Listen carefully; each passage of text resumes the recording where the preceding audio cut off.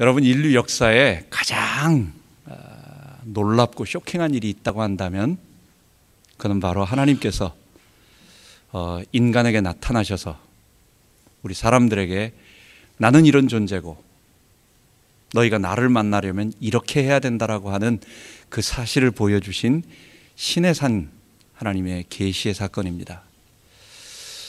성경에는 우리가 지금 하고 있는 성막과 그리고 제사장과 제사와 여러 가지 것들이 지금 계속 되어지고 있어요. 우리가 이것을 보면서 이렇게 어렵나? 왜 우리가 한 번도 보지 않은 거고 또 볼 일도 없는 것이기 때문에 그렇습니다. 그러나 이 방법을 통해서 하나님께서 명백하게 사람이 내게 나올 때는 이 방법으로만 나와야 된다. 이것으로만 나와야 된다.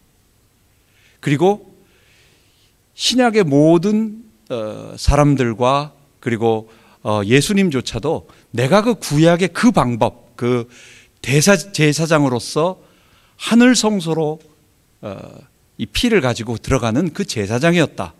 내가 바로 그 모세에게 말한 선지자였다. 이런 것을 계속 얘기하는 것입니다. 그래서 우리가 지금 예배를 계속 보면서 전반부에 지금 계속해서 제사 5가지를 보았고, 오늘은 중보자 대제사장인 예수 그리스도를 보도록 하겠습니다. 사람들이 이해하지 못하는 것은 희생제사라고 하는 방법으로 하나님께서 나오라고 하신 것이 조금 어렵습니다. 내 대신 왜 짐승이 죽어야 되느냐? 그것은 희생제사를 볼 때 사람이 쉬운 게 아니에요. 여러분, 닭 한 마리도 죽이는 게 쉽지 않습니다. 우리가 물고기를 잡아서 이렇게 죽이는 거는 그건 전혀 우리하고 이렇게 좀 다른 그거기 때문에 그건 그렇게 어렵진 않은 것 같은데, 이 포유동물 같은 이런 동물들을 죽여가지고 피를 내고 가죽을 벗기고 하는 이런 모든 것들은 굉장히 끔찍하고 어려운 일이에요. 하나님은 왜 이스라엘 백성들이 꼭 하나님 앞에 나올 때는 짐승을 죽이라고 말하느냐, 피를 흘리라고 말하느냐, 그리고 그 피를 가지고 내게 들어오라고 말하느냐? 그게 바로 죄는 우리의 생명을 반드시 죄값으로 갚아야 된다라고 하는, 우리가 가지고 있는 죄의 값은 반드시 사망이라고 하는 것, 그리고 내가 죽을 수 없기 때문에 내 대신 한시적으로 짐승이 죽고 그리고 영원하신 그리스도께서 오셔서 자기의 피를 가지고 우리에게로 들어오겠다고 약속하신 것입니다. 그게 바로 짐승 희생지사에 담겨있는 구원의 가장 중요한 부분입니다. 지난 시간에 5가지 제사를 보면서 순서적으로 예수님은 우리를 위한 속죄 제물이 되셨다라는 것입니다.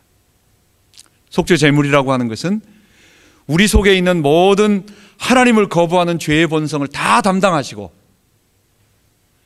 우리가 그냥 놔두면 멸망의 길, 사망의 길, 심판의 길을 걸어가는데 주께서 우리의 모든 심판을 대신 담당하시고 죄값을 담당하시고 하나님 앞에 속죄 제물로 바쳐지셔서 하나님께서 예수의 피를 받으시고, 그리고 그 피를 근거로 너는 죄가 없다라고 우리에게 용서해 주신다는 것. 예수님은 우리의 속죄 제사 제물이 되어 주셨습니다. 예수님의 속죄 제사는 어느 누구도 대신할 수 없습니다. 뒤에 나오는 번제와 화목제는 우리 개인에게 적용되기도 하고 우리의 삶에 적용이 될 수 있어요. 그러나 속죄 제사만큼은 어떤 누구도 흉내낼 수 없고 오직 그리스도만 하실 수 있는 것입니다. 내가 다른 사람을 위하여, 우리 자식을 위하여, 내가 국가를 위하여 죽는다고 해서 내 다른 사람들의 죄가 없어지고 다른 사람들이 나를 통해서 구원받는 게 아니에요. 오직 그리스도만 나의 속죄 제사가 되시고, 하나님은 그리스도의 피를 보시고 다른 사람들을 다 그리스도에게 붙여서, 그리스도가 그를 위해 죽으셨기 때문에 모든 사람들은 그리스도에게 다 달라붙어서 연합하여서 그분의 피에 온몸을 적셔서 1대1로 주님과 만나서 그들이 구원받는 것입니다. 여러분과 제가 다른 사람을 그리스도께 소개하지만 나를 통해서 예수를 믿는 게 아니라 내가 전한 말을 듣고 그들이 그리스도에게 붙어서 그리스도의 속죄 피로 말미암아 구원받는 것. 그래서 그리스도는 우리의 속죄 제사가 되시고 제물이 되시고, 그 속죄 제사의 희생은 어떤 누구도 대신할 수 없다. 모든 사람은 1대1로 주님의 속죄의 피를 맞음으로 구원 얻는다. 두 번째, 예수님은 우리를 위한 번제물이 되어주셨습니다. 번제물이라고 하는 것은 속죄 제물의 제사의 근거에서 우리가 하나님께 우리의 자신 전부를 내어드리는 헌신, 몸을 드리는, 이게 뭐겠어요? 내가 내 자신을 헌신한다라고 하는 것은 내 주인됨을 꺾고 주님께 굴복하고 순종하며 내 자신을 내어드리는 것입니다. 예수님의 일생의 삶은 한 번도 하나님을 거부하지 아니하시고 하나님께 불순종하지 아니하시고 하나님께 순종하셨어요. 그분에게 자기의 삶의 전부를 드리시며 맨 마지막 가장 극적인 순종, 죽기까지 십자가에 순종하신 것입니다. 예수님이 거부할 수 없기 때문에 억지로 죽으신 것이 아니라 예수님도 분명히 피할 수 있었지만 자기의 목숨을 모든 인류의 대속제물로 받으시고 온 인류를 구원하시겠다고 한 하나님의 구원 계획에 맞춰 주님은 끝까지 아버지의 뜻에 내가 순종하겠습니다 하고 겟세마네, 이 겟세마네가 사실은 올리브 기름 짜는 틀을 말합니다. 겟세마네라는 뜻은 기름 짜는 틀, 올리브를 쫙 눌러가지고 짜는 틀, 그 틀이에요. 예수님은 우리를 위하여 기도하실 때 겟세마네에서 온몸에 진액을 짜내듯이, 기름을 짜내듯이, 완전히 눌러서 진액을 짜내듯이 땀과 피를 흘리시면서 우리의 죄를 담당하시고 우리의 모든 것을 감당하신 것입니다. 그래서 십자가는 그 내용적으로는 우리의 죄를 대속하는 속죄 제물이었지만 그 예수님이 십자가에 달려 죽이시는 죽음의 그 자세는 하나님께 전적으로 자기를 순종하시고 죽기까지 복종하신 번제물이 되시는 것이에요. 예수님이 우리를 위한 번제물로서 하나님께 드려지셨듯이 우리 또한 우리의 삶을 하나님께 순종하는 산제사로 드리는 번제물로 살아가는 것입니다. 그러므로 형제들아, 내가 하나님의 모든 자비하심으로 너희를 권하노니 너희 몸을 하나님이 기뻐하시는 거룩한 산제사로 드리라. 우리의 몸 전체가 하나님께 드려지는 순종의 삶을 살아가라고 하는, 번제물이 하나님께 모든 것을 태워드리듯이 우리의 자신 전부가 하나님께 태워드려져서 우리의 삶을 하나님께 전적으로 순종하는 삶, 그리스도께서 번제물로서 십자가에서 하나님의 뜻을 이루며 순종하셨듯이 우리 또한 예수와 함께 죽고 예수께서 내 안에 사시는 이 삶을 통하여 하나님께 전적으로 순종하는 번제물의 삶을 살아가는 것입니다. 마지막으로 예수님은 우리를 위한 화목제물이 되십니다. 그분의 속죄 제사와 그리고 그분의 번제물로서 하나님께 드려지는 것이 하나님과 우리를 화목하게 하는 화목제사였어요. 그것 때문에 하나님과 원수된 우리의 이 관계가 이제는 사랑의 아들의 관계로 바뀌었기 때문에 예수님의 속죄 제사와 예수님의 번제물을 통하여 우리가 죄사함 받고 우리 자신을 하나님께 드림으로 우리는 어떻게 돼요? 하나님과의 관계가 화목되어지는 거예요. 뿐만 아니라 우리는 하나님과의 화목되어진 그것을 가지고 이웃과 화해의 삶을 하는 것입니다. 화해는 내가 이웃과의 문제가 있는 데 있어서 그 잘못이 내게 있기 때문에 내가 이 잘못을 해결하기 위하여, 불편한 관계를 해결하기 위하여 내가 어떤 행위를 한다라고 하는 행위에 관심을 둔, 그 초점을 둔 단어입니다. 그래서 그 화해 행위를 십자가의 피로 말미암아 구속받은 내가 죽고 그리고 이웃과 화해하는 행동을 할 때에 그 결과로 하나님과 내가 화목되듯이 나와 이웃과의 아름다운 화목의 관계가 이루어지는 것입니다. 그래서 예수님께서 우리를 위하여 죽으신 십자가 구속은 우리로 하여금 하나님과 화목되게 하는 속죄제물이 되시고 번제물이 되시고 화목제물이 되어지는 것입니다. 이것이 그리스도께서 우리를 통하여 이루신 구속을 바로 1500년 전에, 예수님이 오시기 1500년 전에 하나님께서 성막을 통해서 말씀해 주신 계시입니다. 그 계시와 함께 오늘은 두 번째로 중요한 또 하나의 계시가 있습니다. 그게 성막 내에서 대제사장. 이 대제사장은 하나님과 사람을 연결해주고, 근데 모든 것을 다 연결하는 것은 아니에요. 이 죄사함의 문제만 한 부분. 대제사장은 성막 내에서 아까 말한 이 네 가지 속죄제와 속건 제물까지 다 드려지는 이 희생 제사를 드려주는 직분이고 사람이에요. 그래서 하나님이 주신 성막 계시, 구원 계시의 양대 축은 희생 제사라고 하는 그 제사와 그 제사를 드려주는 직분인 이 대제사장, 이 두 것과 그리고 보조적으로 그것이 이루어지는 속죄의 일이라고 하는 그 절기가 되어지겠습니다. 사실 대제사장은 하나님과 사람 사이에 죄를 용서해 주는 일을 하는 중보자였습니다. 그런데 이 중보자를 가장 잘 대표하는 사람이 사실은 대제사장이 아니었어요. 성경 최초로, 그리고 가장 많이, 그리고 가장 잘 그리스도를 예표하는 사람은 모세예요. 사람들은 생각할 때 모세는 율법을 말해준, 그리고 예수님은 복음으로써 은혜를 말해준, 예수님은 율법을 통해서 사람들을 갖다가 정죄하고, 율법은 모세는 그렇게 하는 거다, 무서운 거다, 심판하는 거다.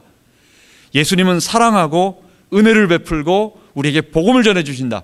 그래서 모세와 예수님을 마치 율법과 복음을 대조시키고 이렇게 적대적 관계로 만들고 싶어 하듯이, 자칫 오해하면 그렇게 보듯이 마치 모세를 예수님에 대적하는 어떤 그런 존재로 보기 쉽습니다. 그렇지 않습니다. 모세는 예수님을 가장 잘 대표하고, 그 어떤 다음에 나오는 사람들보다도, 심지어 다윗보다도, 사무엘보다도, 여러 사사들보다도 예수님을 가장 많이 예표하는 그런 사람이었어요.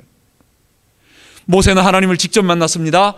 그리고 이스라엘 백성, 그 말씀들을 듣고 이스라엘 백성을 애굽에서 건져내서 홍해를 건너게 해서 광야를 지나서, 그리고 그를 가나안 땅으로 들어가게 했어요. 예수님이 마치 이스라엘 백성들을 전부 다 그들을 죄와 사망에서 건져내요. 그리고 홍해를 통과함으로 그들에게 세례를 주시고 그들에게 하늘 만나를 먹이셔서 그들이 살게 하셨듯이, 모세는 예수님을 가장 잘 표현합니다. 예수님 자신도요, 오병이어 기적을 통해서 내가 바로 빈들에서 이스라엘 백성들을 만나를 먹이면서 그들을 구원해내고 그들에게 만나를 먹였던 모세의 역할하는 바로 그 선지자였다라는 것을 강조하기 위하여 오병이어를 행하는 거예요. 칠병이어가 그 뒤에 또 나옵니다.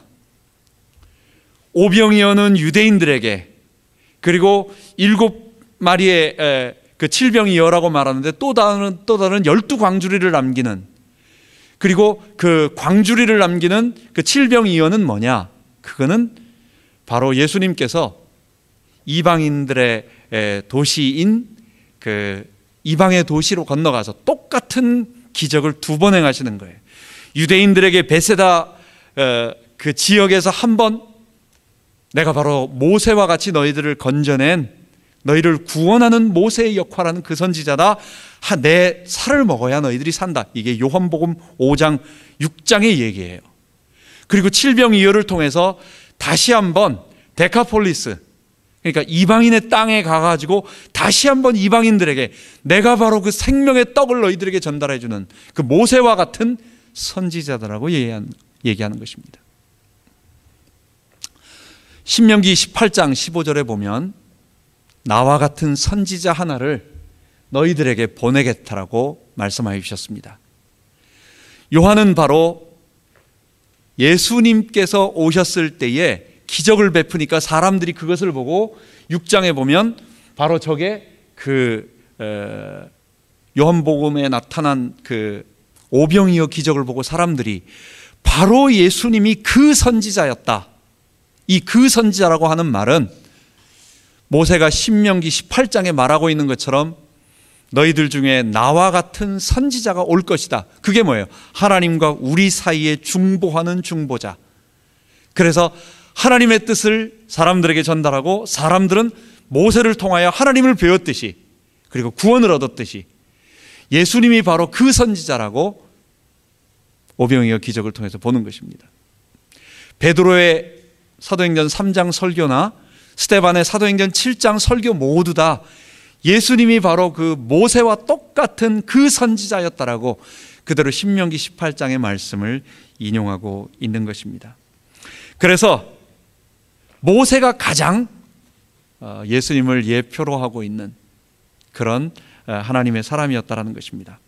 그런데 이제 이 한 사람에게 모든 것을 맡기지 아니하시고 하나님의 구속사가 점점 발전되어져 가는 가운데 여러분, 하나님께서 모세를 만약에 그대로 두셨으면은 아마 모세는 한참 지나고 나면 하나님 비슷하게 돼 있을 것입니다. 거의 신적 존재로 추앙을 받을 것입니다. 이 사람들의 본성이 그래요.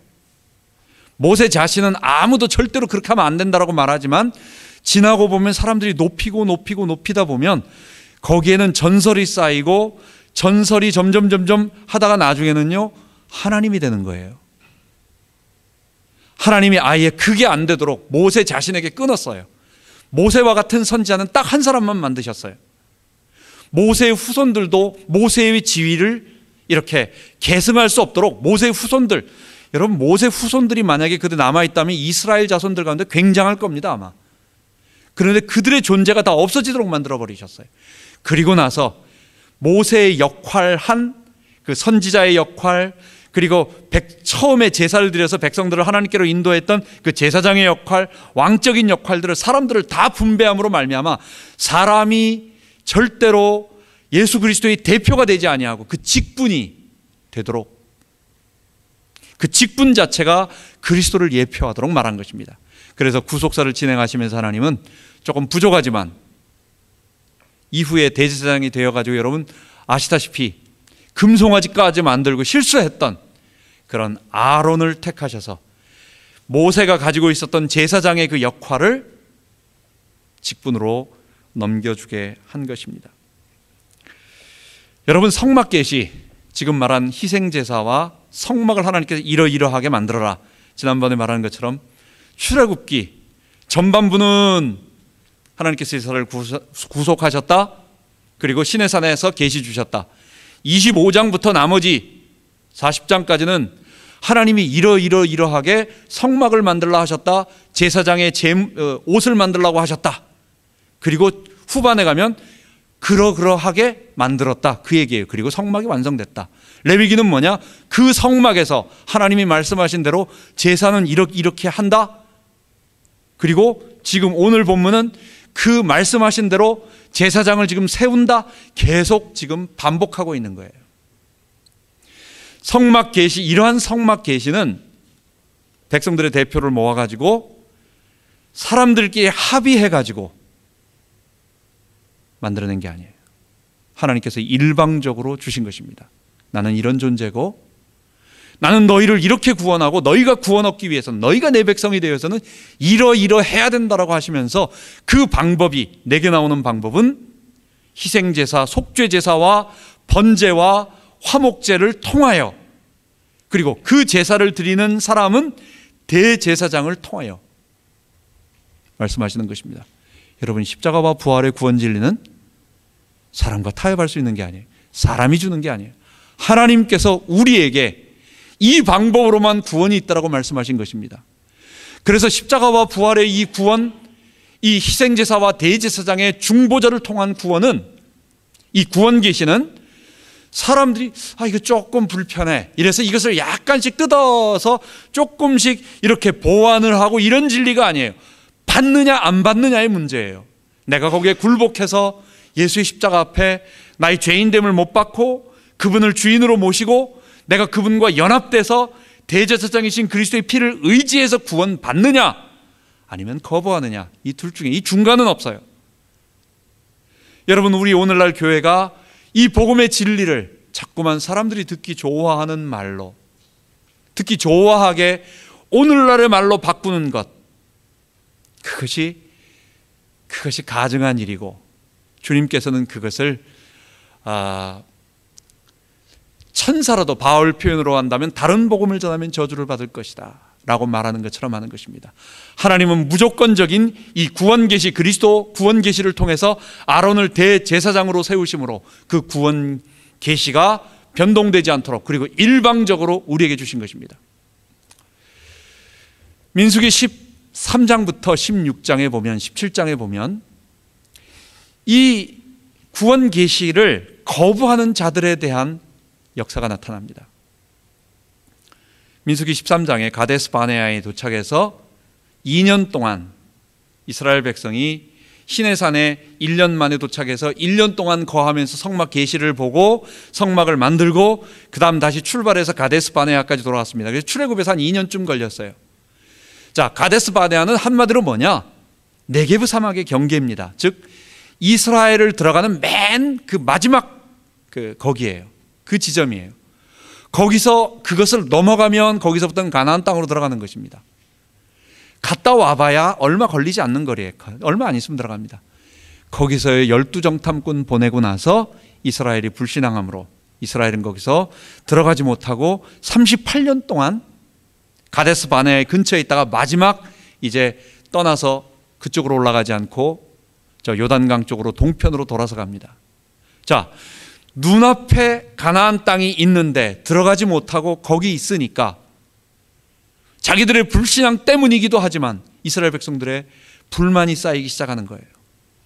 아, 다시 옛날에 그 고기 좀 먹고 싶은데, 아, 여기서 계속해서 이 만나, 하나님이 주신 만나를 그들이 이거 맛도 없다고, 아주 이거는 정말 맛도 없다고 하나님이 주시는 것을 거부하는 거예요.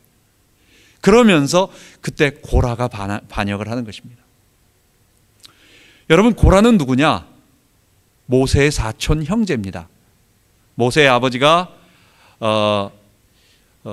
있고 아므람 있고 그 다음에 모세의 아버지의 형제의 아들이에요. 그러니까 뭐 작은 아버지, 모세 작은 아버지, 예를 들어서 모세 작은 아버지의 아들이니까 모세하고 어려서부터 같이 자란, 그러니까 뭐 아주 가까운 친척이에요. 그런데 이 고라가, 아니 누구는 이스라엘 백성 전체를 이끌어가고, 그리고 또 사실 아론도 자기 사촌 관계잖아요.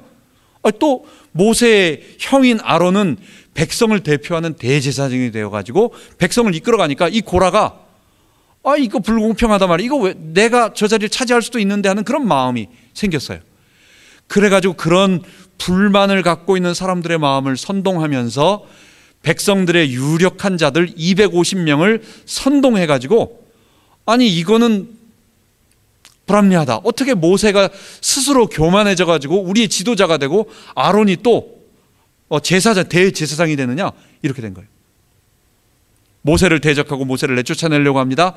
하나님께서 그들에게 뭐라고 말씀하시느냐? 너희들 모두 다 놋 향로를 담아서 향로에다가 너희들 불을 가지고 거기에 향을 놔둬라. 250개를 만들었어요. 내 앞에 놔둬라. 내가 누구의 향로에 불을 피우느냐 너희들이 볼 것이다.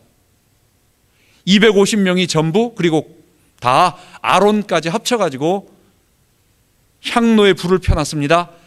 그 순간 하나님께서 그 250명의 향로에 불이 나와서 향을 피우던 그 250명들을 불태워버렸어요. 하나님의 진노가, 내가 너희들에게 구원 계시로, 내가 너희들에게 구원의 길을 말해준 것은 너희들과 타협하고 너희들의 뜻을 합쳐가지고 너희들이 나와 합의하에 구원을 이루는 게 아니다. 구원은 내가 주는 길이다라고 하는 것을. 아론이 별것 아닌 것 같지만, 아론이 전에 뭐 나약해가지고 사람들이 뭐 송아지 좀 만들어 달라고 하니까 자기들이 금송아지를, 금 다 갖고 오니까 그걸로 금송아지를 직접 만드는 그런 나약하기도 하고 좀 부족한 사람이기도 하지만, 내가 그 사람이 아닌 그 직분 자체를, 구원의 길을 내가 줬다라고 하는 거예요. 하나님이 고라당에게, 고라 그리고 그의 가족들, 그와 함께 했던 르우벤 지파의 몇 사람들을 따로 분리시킵니다. 그리고 나서 그 자리에서 땅이 갈라져서 싱크홀이 생겼어요. 우리 표현으로 하면 갑자기 땅이 갈라져서, 지진이 나서 땅이 갈라지고 그들이 산채로 빠지고 땅이 덮어버렸습니다.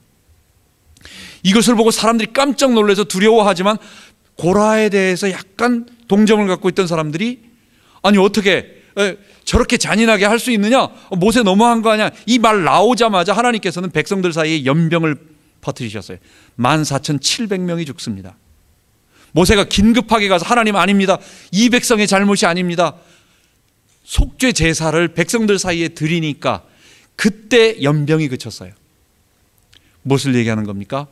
여러분, 구원은 우리가 조금이라도 그 사이에 뭔가 내가 하나님께 뭘 드려서 구원을 한다든지, 하나님 예수님의 십자가 방법 이거 조금 부족한 것 같아요, 여기에다 이걸 좀 첨가해야 될 것 같습니다, 사람들이 그렇게 해야 이걸 듣고 구원을 얻을 것 같습니다, 다 헛소리예요. 하나님이 일방적으로 모세를 세우시고 나를 대신하는 중보자, 나와 너희 사이의 중보자로 내가 세웠다. 그리고 모세 한 사람이 정말 그리스도처럼 되면 안 된다. 그의 역할을 세 가지로 잘라가지고 이제 한 사람 한 사람 세우면서 사람은 부족하지만 그 직분을 통하여 하나님과 사람 사이에 중보자 한 분 되시는 그리스도를 우리들에게 예표하는 것입니다. 오늘 대제사장 마지막 세 번째 위임 예식이 있습니다. 이제 모세가 자기가 제사장 역할을 하고 있던 그 일을 이제는 대제사장, 하나님께서 그렇게 하라고 하셨기 때문에 대제사장이 시킵니다. 아론에게 합니다.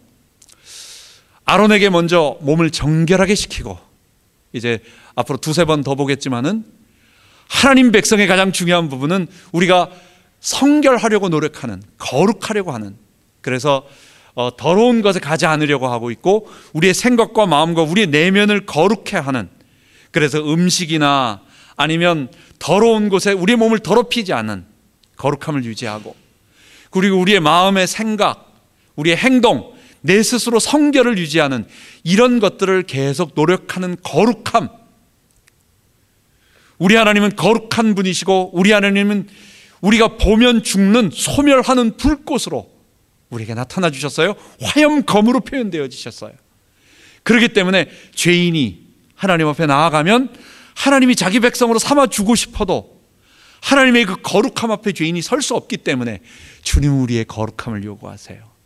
그것을 제일 먼저 보여주기 위하여 아론을 거룩하게 깨끗한 물로 씻으시고, 그리고 그에게 옷을 입힙니다. 제사장의 옷은 이제 뒤에 나오는데, 그림으로 나오는데 제가 그림으로 만들어 왔습니다. 세 가지로 나옵니다. 먼저 속옷 바지라고 해가지고 제사장이 이 제단이 있는데 제단이 계단이 좀 있는 것 같아요. 그래서 계단을 이렇게 올라가면 밑에서 하체가 보이니까 허리부터 넓적다리까지 감쌀 수 있는 속옷 바지를 만들어라, 입혀라 해서 세마포로 이렇게 속옷을 입힙니다.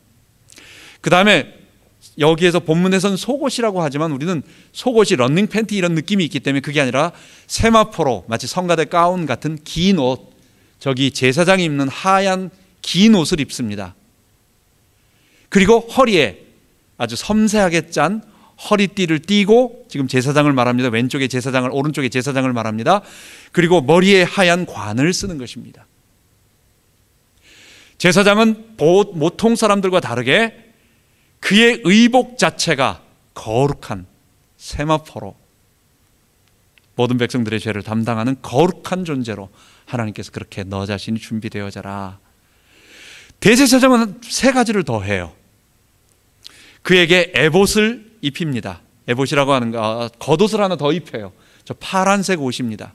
그래서 하얀 긴 로브라고 하는 긴 이 성가대 가운 같은 속옷을 하나 입고, 긴 옷을 입고, 그 위에다가 파란색 옷을 하나 더 입고, 그 파란색 옷 밑에 방울이 달려 있어요.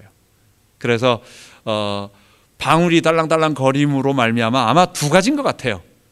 우리 뭐 보통 생각하는 것처럼 제단에서 성전 안에서 잘못했을 때 죽을 수도 있고, 지성소 안에는 저 옷을 입고 들어가지 않습니다. 하얀 옷을 입기 때문에 지성소에 방울 달린 옷을 입고 들어가는 건 아니에요.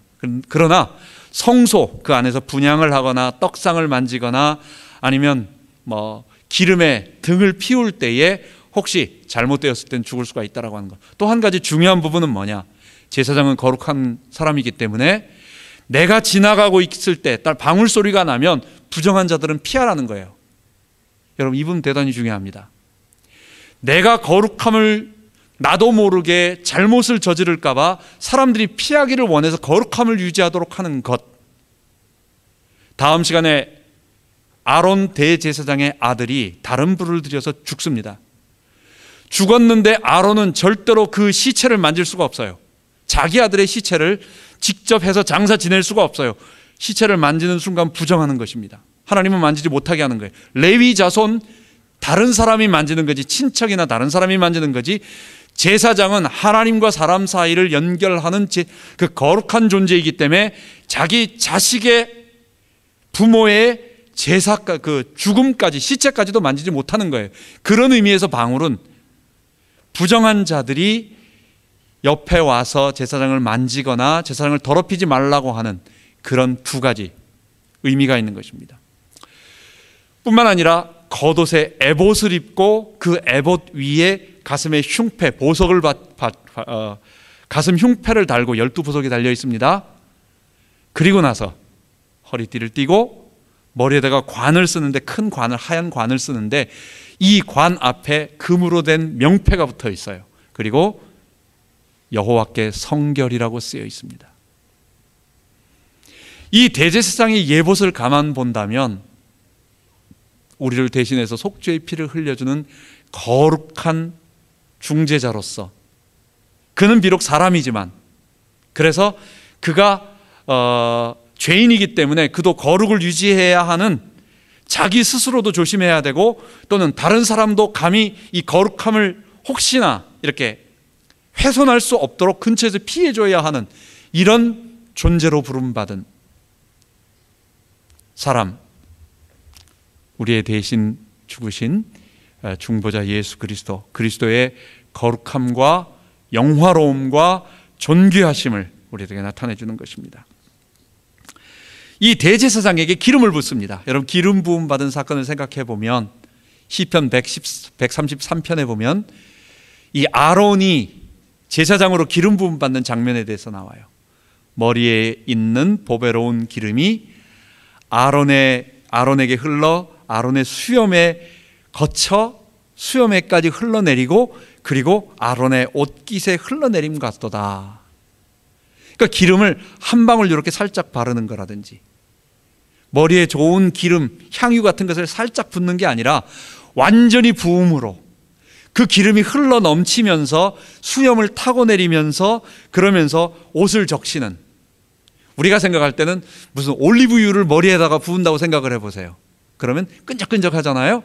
그런 생각으로 이거 참 기분이 안 좋다, 이 기름이 머리에 부으면 참 이상하다, 이런 느낌이 들지만 그 향유라고 하는 것은 그런 게 아니야. 아주 하나님의 성령의 기름 부음 받는 아주 가장 좋은 그런 것입니다. 그래서 아낌없이 하나님께서 아론에게 기름을 충만하게 부어주시듯이 그리스도에게 성령의 기름을 부어주셔서 우리의 대제사장이 되어지게 하신 것입니다.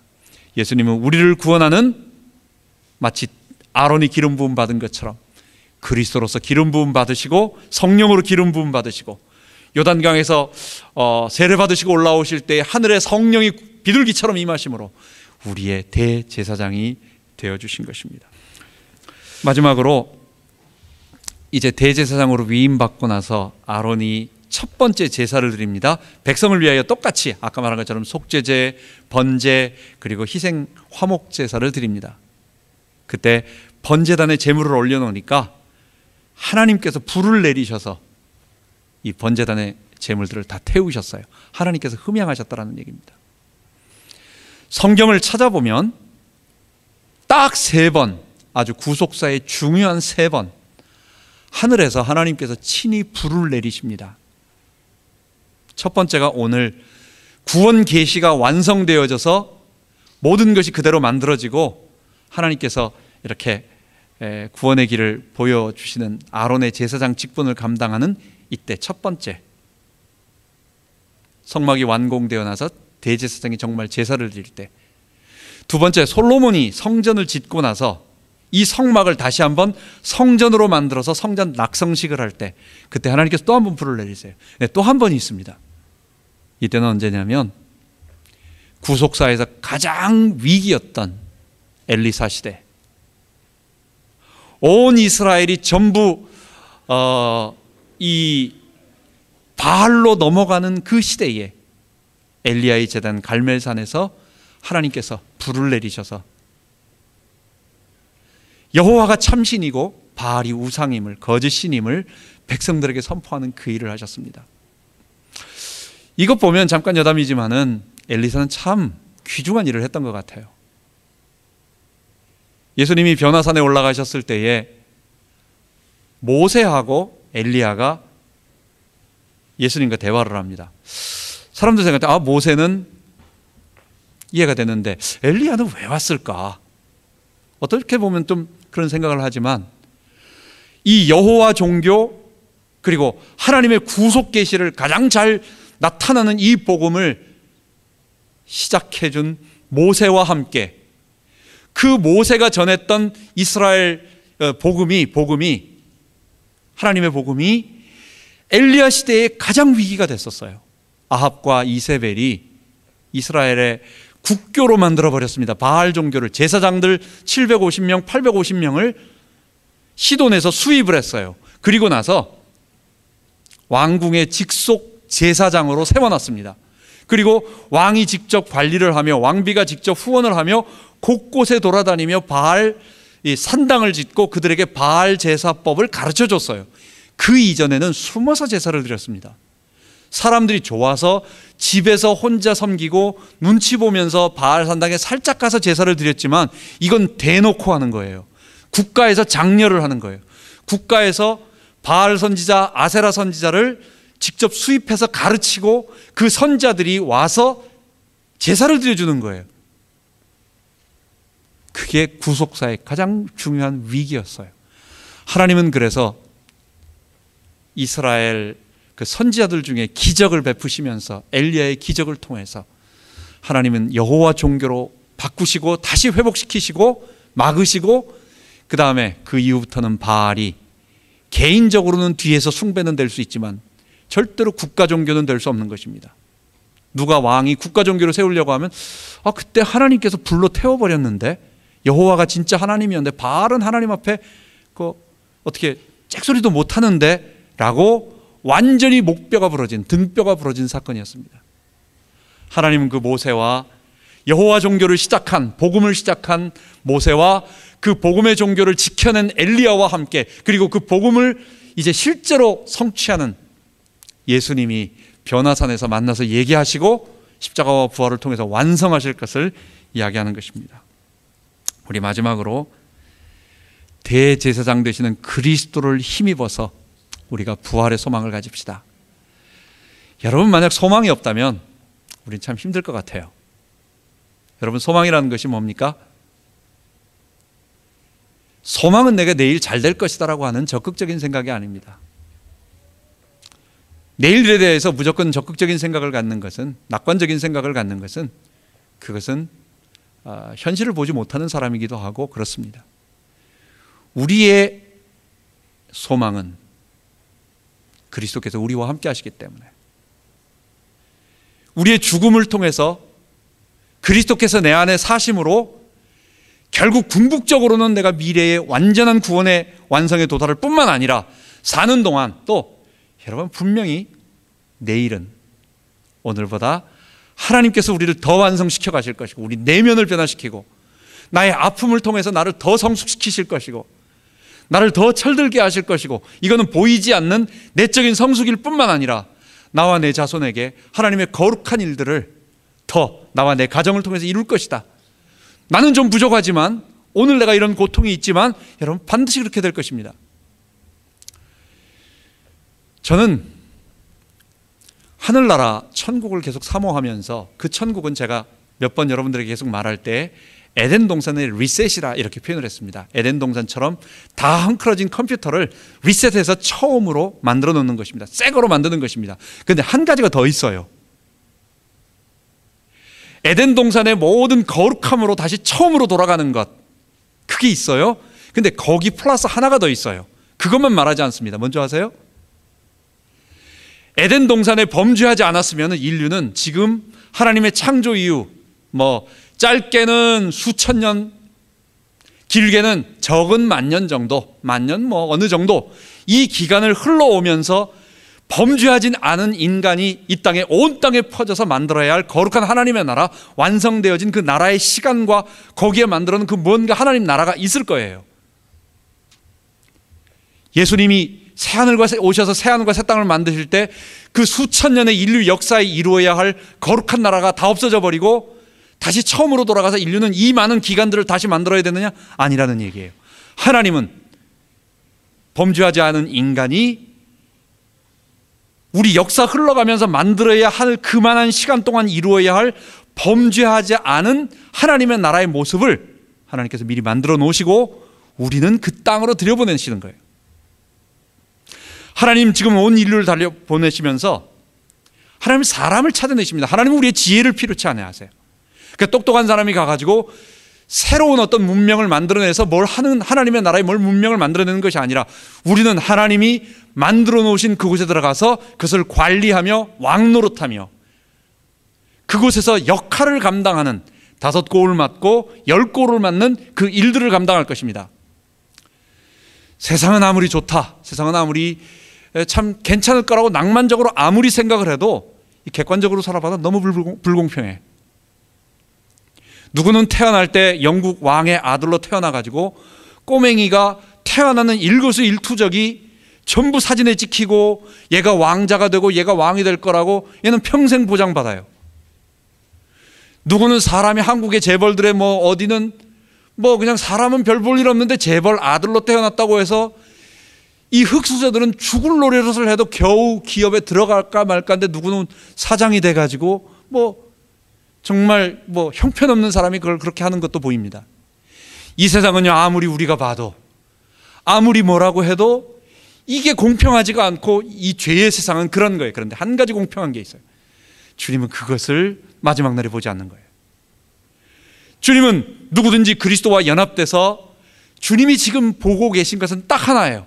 하나님께 순종하고 하나님의 거룩한 백성이 되기를 원하는 자는 그 사람 그리스도와 연합되어 그리스도의 의를 힘입는 자들을 마지막 날에 다 뽑아서 그들에게 하나님께서 지혜와 명철과 모든 것을 다 회복하시고 그리고 그들에게 이 땅에서 주님을 닮아가며 거룩을 사모했던 모든 것을 따라서 10골을 맡기시고 주님이 이 땅에 만들어 오신 모든 세계에 들어가서 왕노릇하게 만드는 것입니다.